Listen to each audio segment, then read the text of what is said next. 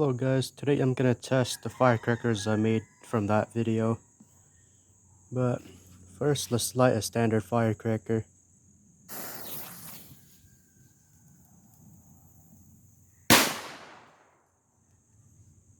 Yeah, it has a nice little pop to it.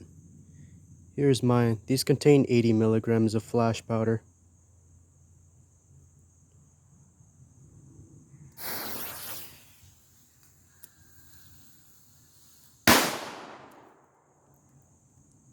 They do have a slightly louder pop, as usual.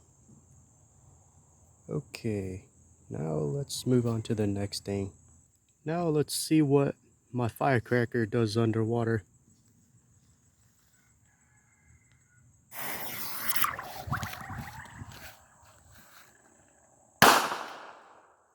Nice! Let's look at the damage it did. Oh wow, it tore up that cut pretty good. Now that's a firecracker for a little one.